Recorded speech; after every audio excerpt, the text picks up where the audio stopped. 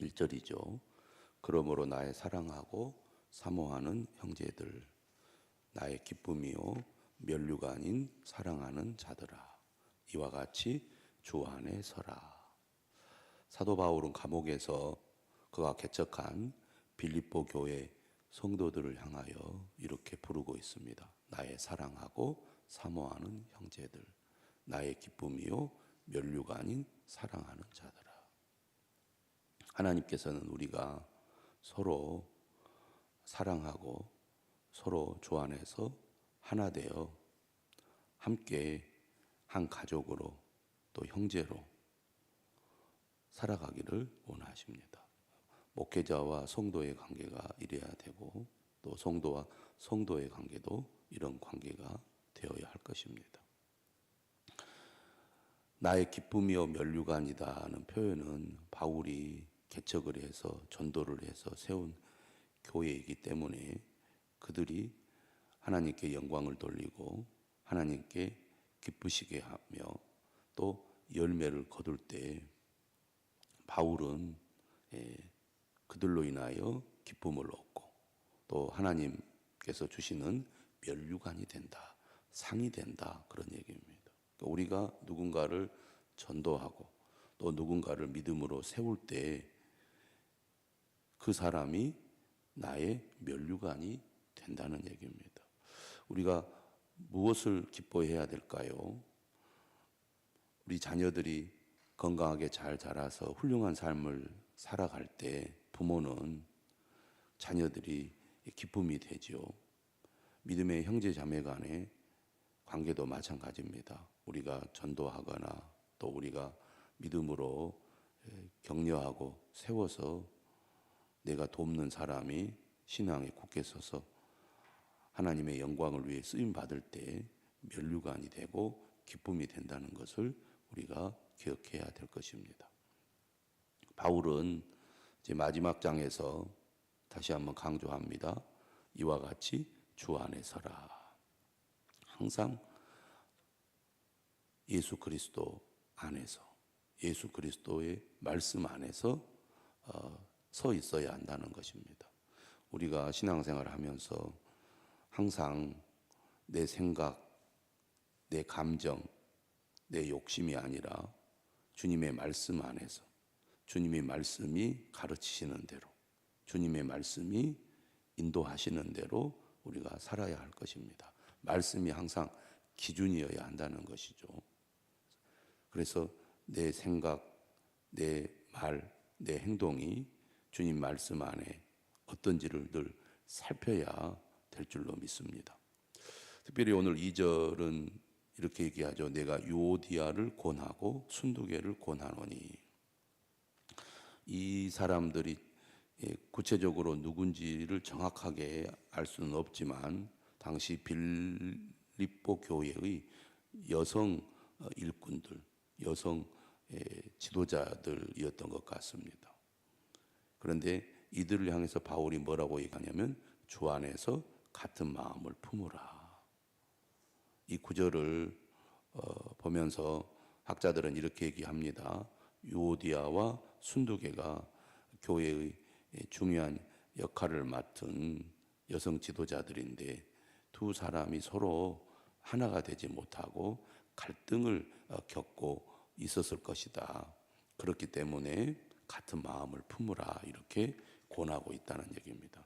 구체적으로 이름을 거론하고 한 사람 한 사람에게 권면을 하고 있는 겁니다. 주 안에서 같은 마음을 품으라. 우리가 앞에서도 하나됨에 대해서 말씀을 하지 않았습니까?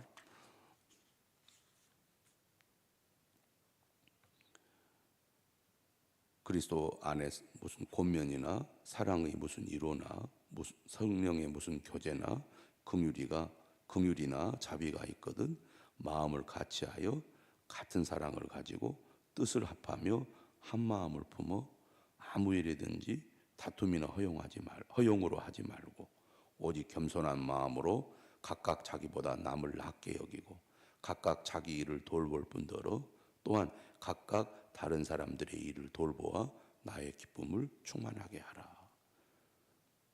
마음을 같이하여 같은 사랑을 가지고 뜻을 합하며 한 마음을 품으라는 겁니다. 우리가 주님의 일을 할 때 나와 생각이 달라도 함께 의논해서 어떤 일이 결정이 되면 적극적으로 따라야 한다는 것입니다. 대통령 선거가 진행이 되고 있습니다. 후보로 나왔던 사람들이 서로 자신이 후보가 되어야 한다고, 최종 후보가 되어야 한다고 주장을 하고 운동을 하다가 떨어지면 최종 후보를 도와야 되는데 나는 떨어졌으니까 돕지 않겠다. 이렇게 되면은 그 당은 힘을 얻지 못하고 또 후보는 선출되기가 쉽지 않을 것입니다. 나와 생각이 다르고 또 어떤 면에서는 나와 다른 사람이지만 우리가 주 안에서 같은 마음을 품고 하나 되어서 주님의 일을 도와야 한다는 것이죠. 주 안에서 같은 마음을 품으라. 내가 어떻게 하는 것이 하나님이 기뻐하실 일인가? 하나님의 뜻인가를 항상 물어야 됩니다. 우리는 감정적인 경향이 있기 때문에 뭔가 마음에 들지 않거나 감정이 상하면 협력하지 않고 소극적으로 임하는 경우가 많은데 주님이라면 어떻게 하실까? 또 주님이 나에게 말씀하신다면 뭐라고 하실까를 항상 물어야 됩니다. 그래서 우리가 주님의 일에, 교회가 하는 일에 같은 마음을 품어서 적극적으로 참여하고 하나됨을 이루어야 한다는 얘기죠. 3절입니다. 또 참으로 나의 멍에를 같이한 내게 구하노니 복음에 나와 함께 힘쓰던 저 여인들을 돕고. 특별히 바울이 사역할 때 바울을 도왔던 여인들이 있었습니다. 나와 함께 힘쓰던 저 여인들. 또 바울을 도왔던 수많은 사람들이 있는데 이들을 바울이 도와달라고 요청을 하고 있습니다. 빌립보 교회 성도들에게. 특별히 이제 여러 성도들이 있지만 그 가운데서도 바울을 적극적으로 도왔던, 멍에를 같이 하고 복음에 함께 힘쓰던 사람들이 있었던 거죠. 거기에는 또 이름도 나옵니다. 글레멘드라는 사람. 그 외에도 바울의 동역자들이 있었습니다. 이들이 아마 제 신앙생활이나 교회 생활뿐만 아니라 일상생활의 어려움들을 보살펴서 그들이 안정적으로 살아갈 수 있도록 도우라, 이런 의미도 있고, 또 그들이 하는 복음 사역에 협력하라, 이런 의미도 있을 것입니다. 그러면서 이렇게 힘썼던 사람들을 향하여 이렇게 말하죠. 그 이름들이 생명책에 있느니라. 우리가 주님을 위해서 일할 때 주님은 우리의 수고와 헌신을 결코 외면하지 않으신다는 것을 기억하시기를 바랍니다. 4절이죠. 주 안에서 항상 기뻐하라. 내가 다시 말하노니 기뻐하라. 빌립보서는 기쁨의 서신입니다. 16번이나 기뻐하라, 기쁨이라는 단어를 사용하고 있습니다. 예수 그리스도를 믿고 하나님의 은혜가 충만한 사람의 특징은 바로 기쁨입니다. 내적인 기쁨이죠. 성령이 충만할 때 성령께서 주시는 기쁨이라고 하겠습니다. 그래서 내가 믿음이 지금 얼마나 충만한가는 뭘 보면 아는가? 내 안에 내적인 기쁨이 있는가? 그런데 오늘 사도 바울은 뭐라고 얘기하느냐면 명령을 하고 있습니다. 항상 기뻐하라. 주 안에서 항상 기뻐하라. 내가 다시 말하니 기뻐하라. 내 마음의 기쁨이 사라지고 그리고 내 얼굴에 기쁨이 보이지 않는다면 오늘 주님의 명령을 듣고 우리가 기뻐해야 됩니다. 주 안에서 항상 기뻐하라. 우리가 주님 말씀 안에 있다면 기뻐해야 한다는 얘기입니다. 다시 말하면 왜 우리가 기뻐해야 하는지를 말씀 안에서 분명히 알고 내가 기뻐하기로 사실은 작정하고 기뻐하기로 내가 결단해야 된다는 거죠. 내가 지금 힘들다고 속상한 일이 있다고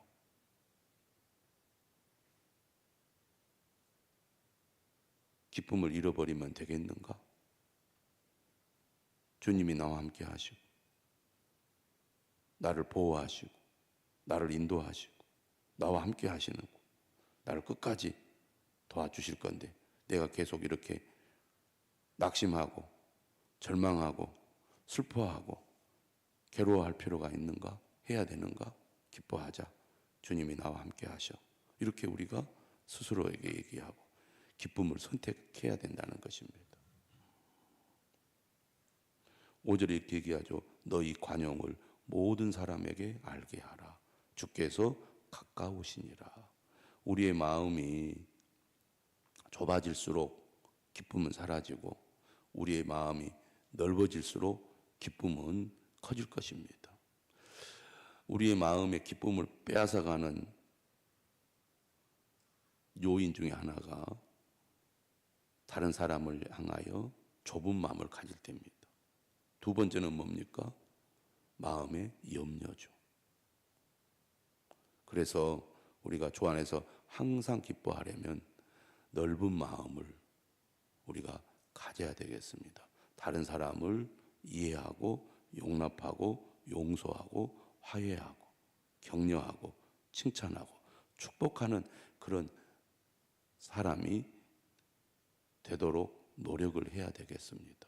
그렇게 할수록 마음에 기쁨이 생기겠죠. 누군가를 미워하고 누군가를 시기하고 누군가를 싫어하고 누군가를 못마땅하게 여기면 마음의 기쁨은 점점 사라지고 상대방을 이해하고 주님 안에서 사랑하고 용서하고 화해하고 격려하고 칭찬하면 내 마음에 점점 기쁨은 커져가게 될 것입니다. 또 우리가 살아가다가 여러 가지 걱정거리 또 삶의 문제들이 우리의 마음을 어둡게 하고 짓누르지 않습니까? 오늘 사도 바울은 얘기합니다. 아무것도 염려하지 말고 다만 모든 일에 기도와 간구로 너희 구할 것을 감사함으로 하나님께 아뢰라. 6절 7절은 우리가 너무나 잘 알고 암송하는 구절입니다. 염려는 불청객이죠. 염려하지 말아야지 한다고 염려가 안 생기는 것도 아니고 염려는 갑자기 예고 없이 찾아옵니다. 이때 우리가 항상 기억해야 될 것은 하나님은 염려가 생겼을 때 그 염려를 기도로 바꾸라고 말합니다. 나의 여러 가지 걱정거리 문제를 늘 하나님 앞에 아뢰는 사람은 염려를 물리칠 수 있고 기쁨을 회복할 수 있습니다. 모든 일에 기도와 간구로 우리의 삶의 모든 것은 다 하나님 앞에 기도의 제목이 된다는 것이죠. 감사함으로 하나님께 아뢰라는 것은 하나님께 맡기면 하나님이 책임져 주실 것을 믿는 것입니다. 기도는 믿음으로 하는 거죠. 하나님께 맡기면 더 이상 걱정하지 말라는 얘기입니다. 그러므로 늘 깨어서 기도하면 염려가 물러나고 기쁨은 회복될 것입니다. 데살로니가 전서에서도 분명히 얘기하죠. 항상 기뻐하라. 쉬지 말고 기도하라. 범사에 감사하라. 이것이 서로 다 연결되어 있다는 것입니다. 진짜 믿는 사람의 모습, 믿음의 증거는 바로 이러한 삶의 태도와 행동에서 나타난다고 하겠습니다. 기도하면 어떤 일이 일어난다고 말합니까? 7절에 그리하면 모든 지각에 뛰어난 하나님의 평강이 그리스도 예수 안에서 너희 마음과 생각을 지키시리라. 하나님의 평강이 우리의 마음과 생각을 지켜주신다는 겁니다. 결국 내 삶의 문제는 마음과 생각에서 나오는 거죠. 마음과 생각이 부정적이고 악하면 마귀에게 사로잡혀 우리는 하나님이 원하는 것과 반대되는 길로 가게 됩니다. 그래서 우리는 항상 내가, 내 생각이, 내 말이, 내 행동이 하나님이 보실 때 어떤지를 늘 살펴야 됩니다. 그래서 생각이 중요한 거죠. 오늘 본문 7절에도 생각을 얘기하고 있고, 오늘 마지막 부분에 8절도 생각을 강조하고 있습니다. 우리는 본능을 따라서 또는 감정을 따라서, 기분을 따라서, 아니면 세상의 흐름을 따라서 움직이고 행동할 때가 많은데, 하나님의 말씀을 따라 내 생각이 어떤지, 바른지, 하나님이 기뻐할 만한 생각인지를 항상 살펴야 된다는 것이죠. 그래서 8절은 말합니다. 끝으로 형제들아, 무엇에든지 참되며, 무엇에든지 경건하며, 무엇에든지 오르며, 무엇에든지 정결하며, 무엇에든지 사랑받을 만하며, 무엇에든지 칭찬받을 만하며, 무슨 덕이 있든지, 무슨 기림이 있든지 이것들을 생각하라. 정말 내가 지금 생각하고 있는 것이 참된가? 하나님 앞에 경건한가? 옳은가? 정결한가? 생각을 해야 되고, 내가 하는 말과 행동이 정말 사람들에게 사랑받을 만한가? 칭찬받을 만한가? 덕이 되는가? 생각을 해야 된다는 거죠. 바울은 분명하게 얘기합니다. 너희는 내게 배우고 받고 듣고 본 바를 행하라. 우리는 하나님의 말씀을 따라 살아야 될 것입니다. 특별히 교회 공동체를 통해서 영적인 지도를 반드시 받아서 그 영적인 지도를 따라 신앙생활을 바르게 해야 될 것입니다. 내 고집대로, 내 기분대로, 내 생각대로 하다 보면 잘못된 길로 가게 되는 거죠. 배우고 받고 듣고 본 대로 행할 때 우리가 바른 신앙에 서게 될 것입니다. 그리하면 평강의 하나님이 너희와 함께 계시리라. 오늘 우리가 주님의 말씀 안에 서서 하나님이 기뻐하신 길로 나아가는 저와 여러분들이 되시기를 주님의 이름으로 축원합니다.